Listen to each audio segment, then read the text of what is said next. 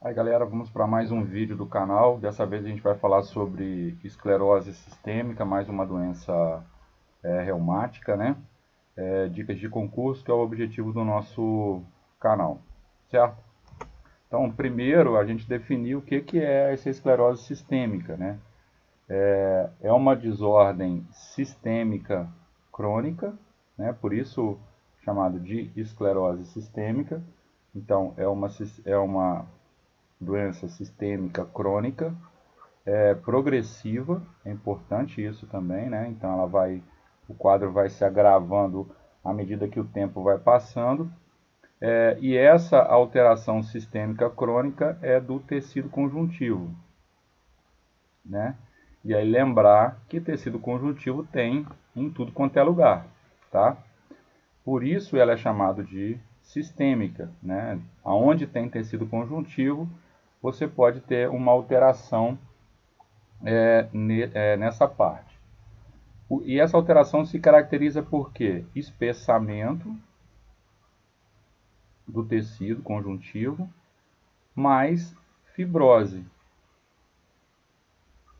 E essa fibrose, ela pode ser fibrose da pele ou espessamento da pele, ou fibrose e espessamento dos órgãos, tá? Aí que é o grande problema dessa patologia, né? Ela pode acometer pulmão, ela pode acometer o coração e ela pode acometer os rins também, tá? Então, levando uma pulmonia intersticial, uma fibrose intersticial, levando uma miocardite, pericardite, levando uma insuficiência renal crônica. Ela é uma doença autoimune, né? O grupo de doenças autoimunes, né? O corpo produz anticorpos contra ele mesmo, e aí explica essas alterações que acontecem nessa doença. As mais acometidas são as mulheres, em torno de 30 a 50 anos de idade, é que normalmente é definido o diagnóstico, né? Então você não vai ver um jovem de 18, 20, 22 anos com uma doença do tipo esclerose sistêmica, tá? É uma doença que caracteriza a meia-idade, entre 30 e 50 anos de idade. Se caracteriza por um infiltrado inflamatório, então todos os marcadores inflamatórios eles podem estar presentes no sangue, o que pode ajudar no diagnóstico diferencial da patologia. E ela pode ser classificada em 3 tipos. Então vamos lá, classificação dessa doença. Ó. Ela pode ser classificada em difusa e limitada. Tem 3 tipos, né? Vamos fixar nessas duas aqui que são as mais importantes. Depois eu comento o terceiro tipo. Nessa difusa, a palavra difusa vem do seguinte: ela acomete os órgãos internos de maneira mais grave, mas a palavra difusa vem desse espessamento difuso que ocorre na pele. Por exemplo, na limitada, esse espessamento, essa fibrose se caracteriza mais nas mãos e dedos. É a chamada esclerodermia. Esclerodermia. Espera aí que eu me perdi aqui. Esclerodactilia. Né? Então esse espessamento é mais comum em mãos e dedos. Esse espessamento ele é simétrico, né? Quando ele acomete um lado, ele acomete com a mesma intensidade do outro. Acontece, na maioria das vezes, um acometimento visceral, né? E aqueles órgãos que eu tinha citado anteriormente, pulmão, coração e rins, são os mais acometidos, e em função disso, há um pior prognóstico para essa doença, tá? Ou por essa classificação, por esse tipo de esclerose sistêmica. Na limitada, o espessamento ele é mais limitado, né, e mais comum em mãos e dedos, igual eu falei. E a parte visceral, ela acomete em menos intensidade.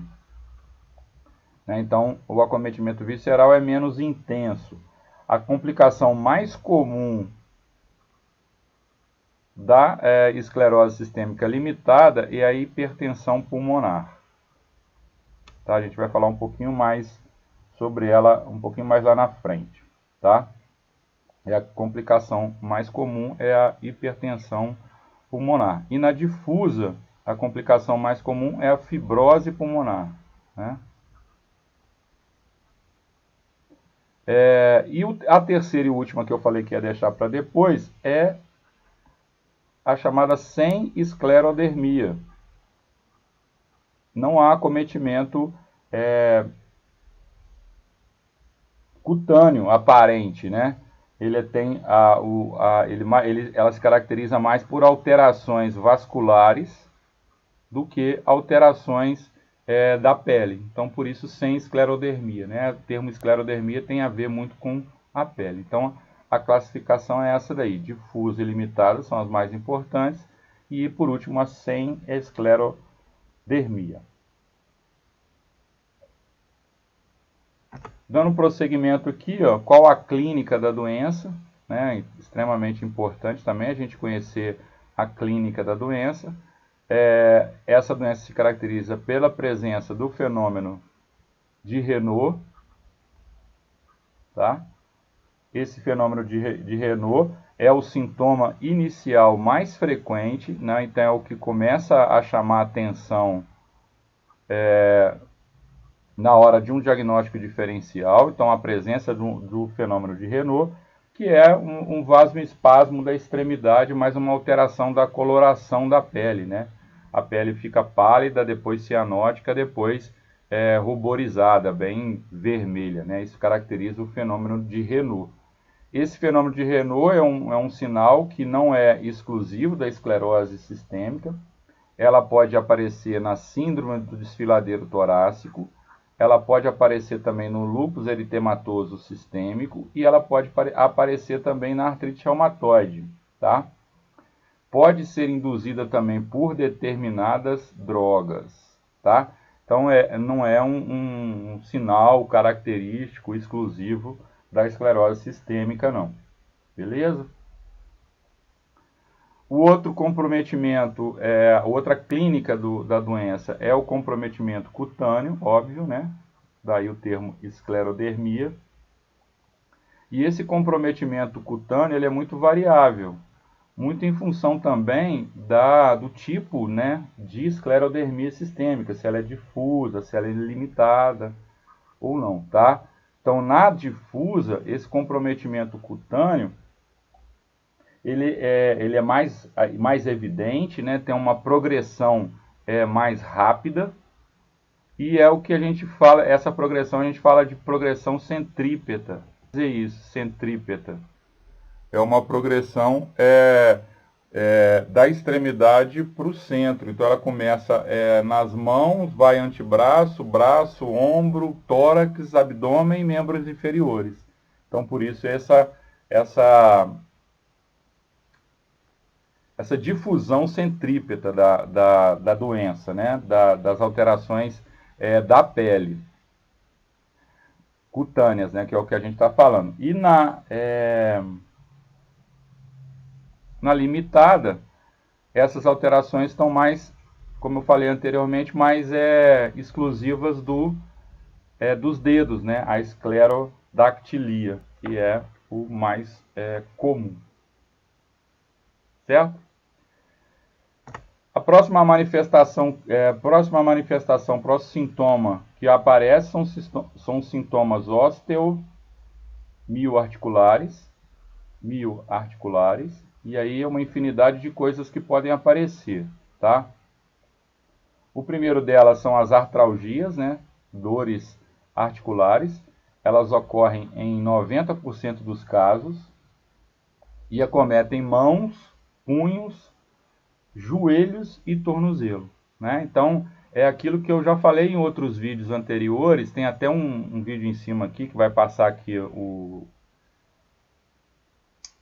endereço, que fala sobre a diferenciação, as características principais das diversas patologias reumáticas. Vale a pena dar uma olhada nesse vídeo aí, tá?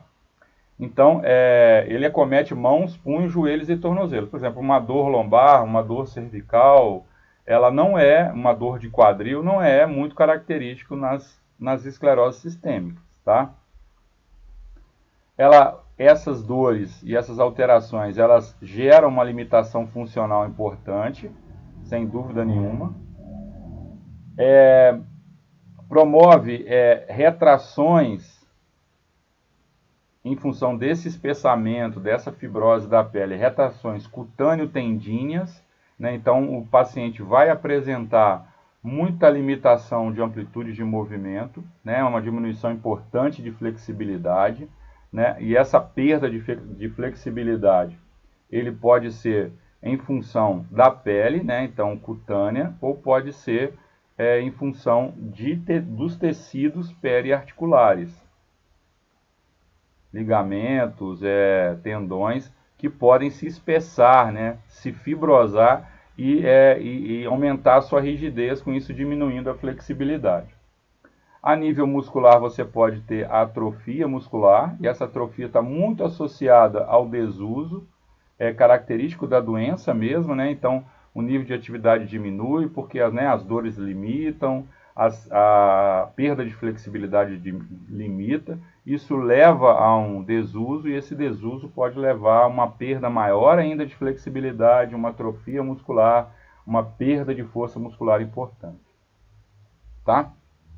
Outra manifestação clínica da doença é as manifestações gastrointestinais, tá? São uma manifestação visceral mais frequente, né?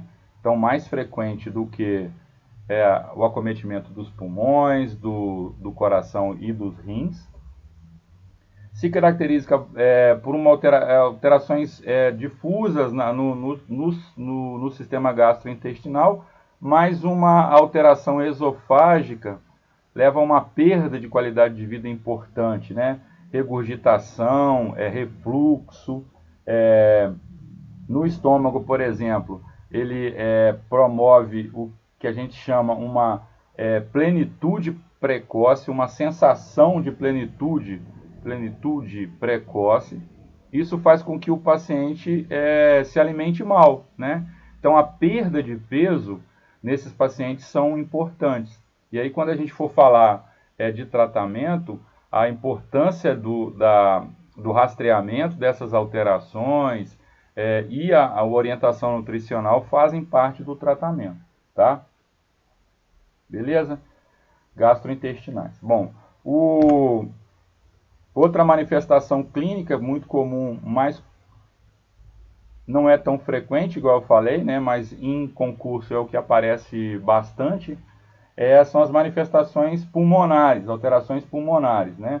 Então, você tem as pneumopatias intersticiais, pneumopatia intersticial, né? Então, fibrose pulmonar, a hipertensão pulmonar. E aí, lembrando, né, que a hipertensão pulmonar é mais comum na limitada, né, na esclerose sistêmica limitada, e a fibrose pulmonar mais comum na difusa. Só um adendozinho rápido aqui, um parêntese, né? A avaliação dessa hipertensão pulmonar é feita através da pressão sistólica da artéria pulmonar, tá? Então, se faz através de ecodoppler a avaliação dessa pressão arterial. Se ela estiver maior ou igual a 40 milímetros de mercúrio, isso caracteriza uma pressão alta, mas ainda há necessidade da realização de um cateterismo. Aí, nesse cateterismo, vai ser avaliado a pressão da artéria pulmonar, né? Então, não é a pressão sistólica da artéria pulmonar, é a pressão da artéria pulmonar. Se ela tiver maior que 25 milímetros de mercúrio, aí sim se caracteriza uma hipertensão pulmonar. Tá? Por que eu resolvi fazer isso? Quando a gente está diante de uma prova muito específica, talvez há uma tentativa de confusão nos termos 40 milímetros de mercúrio e 25 milímetros de mercúrio. Então, o 40 milímetros de mercúrio é na pressão sistólica da artéria pulmonar, que é avaliada lá no ecodoppler, né? E aí, a partir daí, se há necessidade de fazer um cateterismo, onde se mede a pressão da artéria pulmonar, e aí sim, maior que 25 milímetros de mercúrio, fecha o diagnóstico de hipertensão pulmonar. Esses pacientes também relatam dispneia aos esforços e fadiga crônica, tudo isso em função do prejuízo na função pulmonar. Então, a prevalência de mortes de pacientes com esclerose sistêmica vai muito em função das alterações pulmonares. Então, por isso, a necessidade de rastreamento para as pneumopatias intersticiais e principalmente para a hipertensão pulmonar, né? Então, esse paciente ele precisa ser acompanhado de 6 em 6 meses, de 1 em 1 ano, dependendo das diretrizes aí mais recentes. Então, há a necessidade de rastreamento. Beleza? A próxima manifestação clínica é a crise renal. Crise renal esclerodérmica, que se caracteriza por uma hipertensão maligna, hipertensão arterial maligna, né? Uma pressão alta, aguda, maneira aguda, né? Que pode levar a uma insuficiência renal e até mesmo a morte súbita, dependendo do nível dessa hipertensão maligna. Com o advento da enzima conversora de angiotensina, essa crise renal esclerodérmica era a principal causa de mortalidade nesses pacientes com esclerose sistêmica, mais até mesmo do que as manifestações pulmonares. Só que com o advento da ECA, né, da enzima conversora de angiotensina, houve um controle maior dessa hipertensão arterial. Então, hoje, as manifestações pulmonares são a causa mais comum de morte nesses pacientes com esclerose sistêmica. Tá? E, por último, o que faz dessa doença um perigo maior também, né, é as alterações cardíacas, né?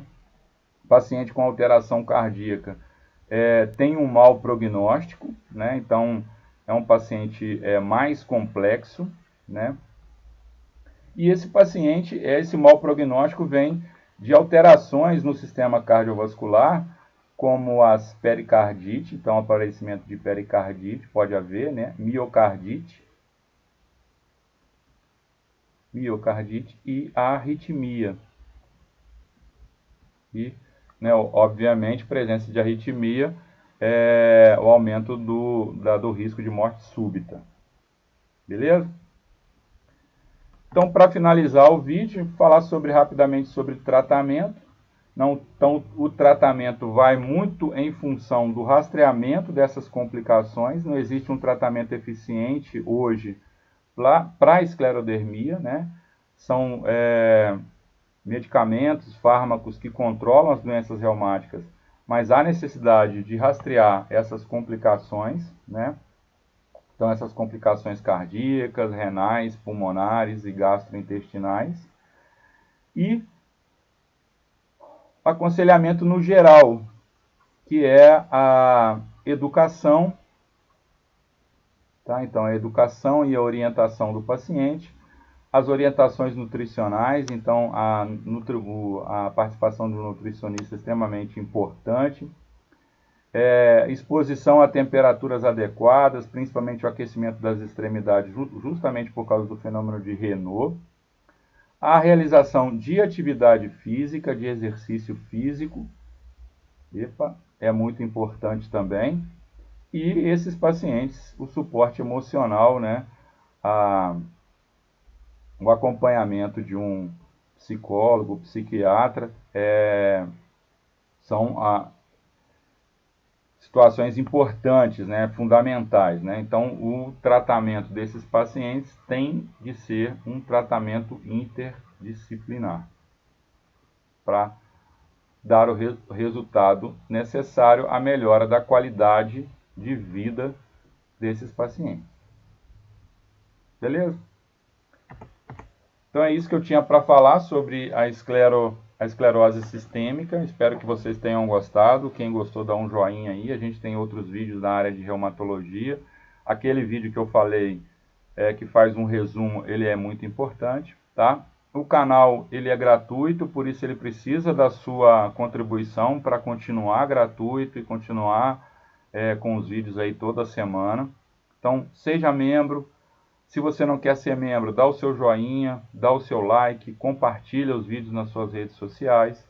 Esse canal ele faz parte de uma ferramenta do curso preparatório online para concursos em fisioterapia, né, onde a gente dá aí um material completo, com aulas online, um material escrito, técnicas de estudo eficiente, que você encontra se você fizer uma inscrição no cadastro que está aqui abaixo da descrição do vídeo.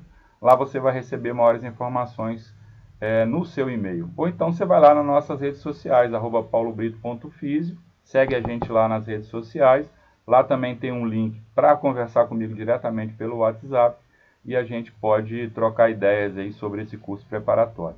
Se você tiver também alguma dúvida e quiser algum tipo de vídeo específico de um determinado assunto, coloca aí nos seus comentários. Coloca aí nos comentários que a gente faz o mais rápido possível. Beleza, galera? Então, até o próximo vídeo.